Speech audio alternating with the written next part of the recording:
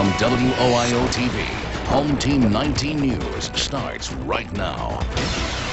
She was convicted of killing her own newborn baby boy.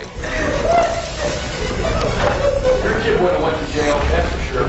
Your kid would have hit a lots of long time. And after spending nearly 2 years out of jail, tonight, Audrey Iacona's life could be turned upside down. The gun was supposed to be empty. Instead, a training seminar ends with a runaway bullet. And a swim coach here at Ashland University finds himself in hot water. He's accused of making some very personal moves on his female athletes.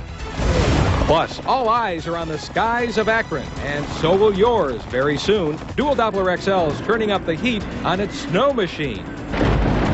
But will it be the last blast of winter? We will definitely find out. Good evening, everyone. Denise has the night off tonight. We begin tonight with another shocking turn in a case that has paralyzed all of Northeast Ohio. After 22 months, a judge has overturned Audrey Iacona's appeal. Now that means the Granger Township woman could be taken away from the comforts of her own home and spend her nights in the slammer. February, Friday the 13th, 1998. It was on that day Audrey was sentenced for the death of her baby. It's etched in the minds of most folks all around Northeast Ohio. And tonight, nearly 2 years later, the case is still having a tremendous impact. Our Ben Holbert is joining us live right now from Medina County Courthouse with the very latest. Ben? Well, Jack, as you just mentioned a few moments ago, this case has been the talk of the town here in Medina County for quite some time. But you know what? It could soon be coming to a conclusion. On Friday at 10 a.m., Audrey Iacona is expected to be here in the courtroom here at Medina County Courtroom. The state of Ohio is looking to revoke her bond. They want to send her back to prison for causing the death of her child. After her weekly check-in with the Medina County Probation Office, 20-year-old Audrey Iacona was whisked away by deputies so she might elude reporter questions. Today, the appeals court denied her plea for a new trial, meaning she may have to serve 8 years in prison. Got to keep on preparing myself for, for the worst and go from there, because I allowed myself to get a little optimistic here, but it hurts whenever that doesn't come through. Audrey's free on $1 million bond. On February 13, 1998, she was convicted of involuntary manslaughter. At age 17, Audrey gave birth to a baby in her basement that she soon named Joseph. Audrey says that she didn't realize she was pregnant. She was confused and thought Joseph was stillborn. Prosecutors argue she smothered the baby. And now that the court says no new trial, some fear Audrey might jump bail. Where would she go? All our families here, I don't even know if we've ever been out of the country other than Canada. Even though the last 2 years have been particularly trying for Audrey Iacona and her family, it's very difficult to find people here in Medina County who are sympathetic to her situation, even in light of today's appeals court decision. There's no way you can put a baby in a plastic bag and not realize that either it's live or it's dead.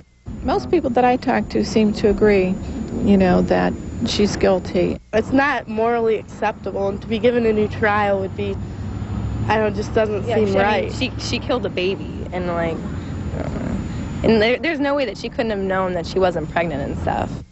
Now, Audrey's attorneys have asked for a new trial based on this. They say that the baby was infected with the deadly bacteria, and that's the reason why Joseph died, not at the hands of Audrey. Now, one of the things we've also learned is that she's been fitted with an ankle bracelet. She's in home detention. She also has the opportunity to appeal to the state Supreme Court, but the court also has the latitude to hear the case or to not hear the case. So, Jack, we just have to stay tuned and see what's going to happen with this. Back to you in the studio. Okay, Ben. Thanks for the update. Right now, let's recap what has become a very convoluted case. Audrey Iacona was first convicted in 1998 for killing her unborn baby. She was sentenced to 8 years in prison, but only served 3 months. Her attorneys appealed, and now, 22 months later, Audrey's appeal has been denied. The Granger Township woman will be resentenced, but she won't get a new trial. No date has yet been set for the resentencing. How will the judge sentence Audrey the second time around? Find out later tonight on Home Team 43 at 10 and Home Team 19 News at 11. Home Team 19 News has learned a local cop is under investigation for misfiring a weapon inside an office building. Tom Meyer, the investigator, has the story you won't see on any other Cleveland television station. It takes special training to safely handle and fire a gun like this. Soon, a 9mm weapon will be in the hands of all cops who work for the city's public utilities. It's the job of public utilities cops to secure water and power plants. We're here to make sure that all of our facilities are well protected, and as part of the training that these officers go through, this is one of the courses they need to take. A training session at the Public Utilities Building Sunday nearly cost an officer his life. 7 to 8 officers were supposed to train without ammunition. Imagine the horror when a gun like this was accidentally fired. A bullet apparently ricocheted off this conference table and hit a fellow officer in the pant leg. I showed the city's public utilities director where the incident occurred. There's a full training investigation going on to make sure that all the proper precautions were taken, and beyond that, that's all I really have to say. Some City Hall insiders are upset that gun training occurred inside an office building when it easily could have been done at the police shooting range.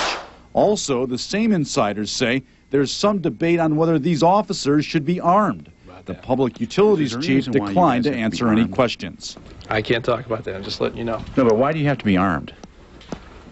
Can you explain that?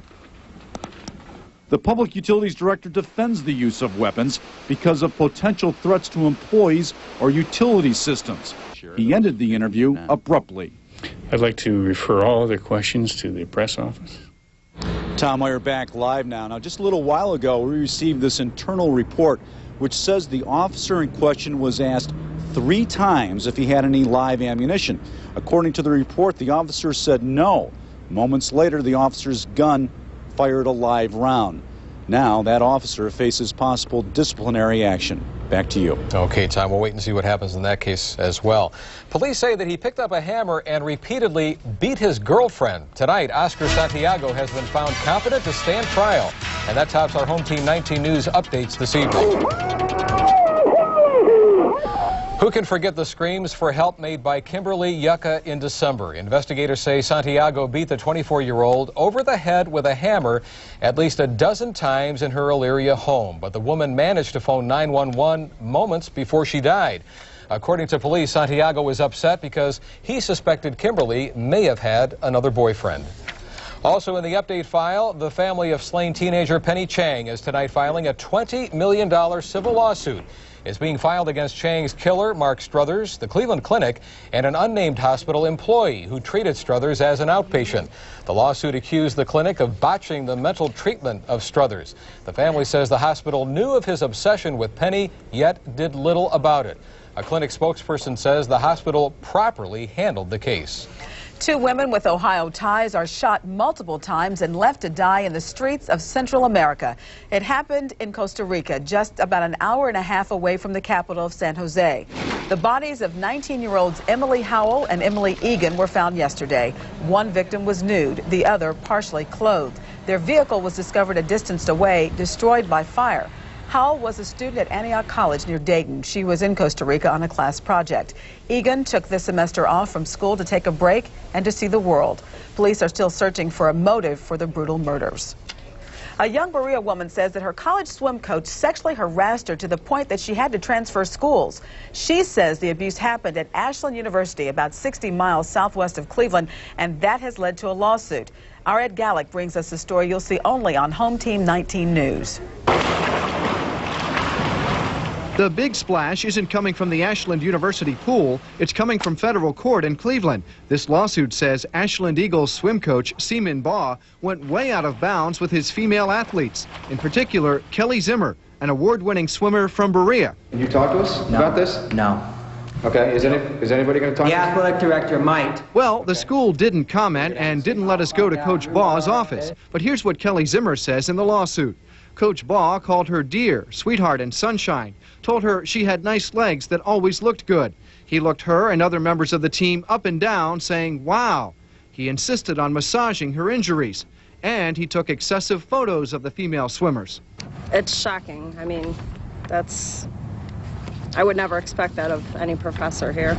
That's what we heard when we showed the complaint to other female students. I think it's really disturbing. At a campus like this, it's really small, and we feel safe here, and we want to feel safe here. The lawsuit says Baugh came to Ashland in 1998, Kelly Zimmer's second season.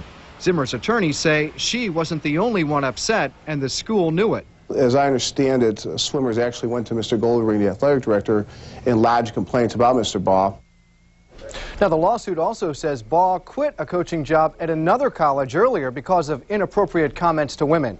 Zimmer went to Ashland on a scholarship, but now she has transferred to a school out of state. Jack? Okay, thanks, Ed. The news is just now sinking in for hundreds of workers at the Mr. Coffee assembly plant in Glen Willow. The plant will close by the end of June, and workers have started to scramble to find other work.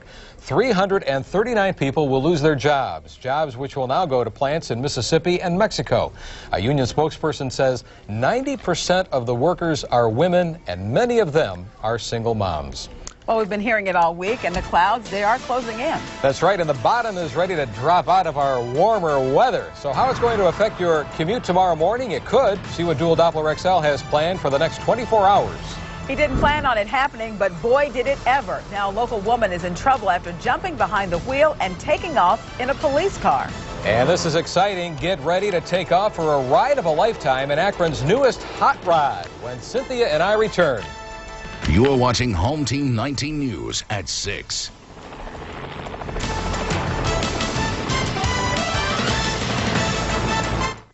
A new catchphrase could mean goodbye for Jerry. So I have to choose between seeing you and doing the voice? That's right. I can do that. What's your decision? I don't know. Tonight at 7 on Home Team 19. Dog Day afternoon. Hello, gorgeous. Hello, Doug. It's not you? Love at first bite. I actually said those 3 little words. Stay for breakfast. Fraser. Tonight at 7:30 on Home Team 19.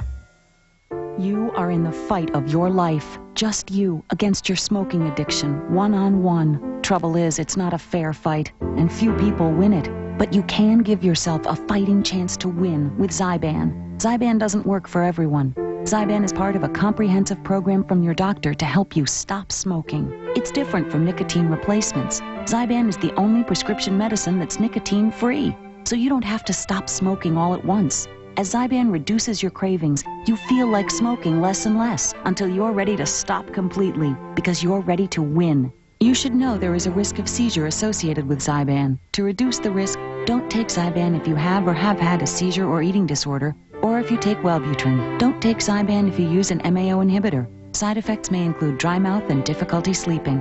Ask your doctor if Zyban is right for you because it can help you quit smoking by making it a fight you can win. Zyban, you don't have to quit all at once.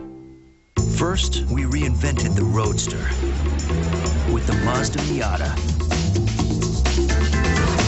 Now, we've reinvented financing with Mazda's innovative new Progressive Payment Plan. If you qualify, Mazda's Progressive Payment Plan will dramatically lower your payments for the first year. Mazda, re-engineering the way you buy a car. See your Mazda dealer or log on to MazdaUSA.com today for details. Home Team 19 News is sponsored by the Robert Trent Jones Golf Trail. 5 months after it crashed to the ground, the new and improved Spirit of Goodyear makes its maiden voyage. Newshawk 19 was there for today's big event, along with our Bill Saffos, who was among hundreds of others who turned out for today's big christening. What a day, and while the blimp was the center of attraction, this woman, Sally Ride, also shared center stage today in Suffield, and you can say this was her second most exciting endeavor. Her first was going down in the history books as being the first American woman in space. Bill Saffos takes us up, up, and away. Dr. Sally Ride christens the Spirit of Goodyear, then it's up, up, and away. The new blimp holds 200,000 cubic feet of helium, enough to get almost 13,000 pounds of airship, 6 passengers, and the pilot off the ground. An amazing sight to see for hundreds of spectators. Fantastic. Oh, I just wish my grandkids could have been here today. Some grandpas got the kids a little time off. I'm taking half the day off. It's high-tech fancy footwork up here for the pilot. There's a lot to do, keeping an eye on the gauges and the controls, all while trying to steer. When the winds pick up and it gets real shifty and gusty, you know, you're right on the edge of your seat, but nothing really scary. This thing is 192 feet long. It cruises at a speed of about 30 miles an hour, can get up to a maximum speed of 50 miles an hour. But what's even more incredible is what you're looking at, the views from inside.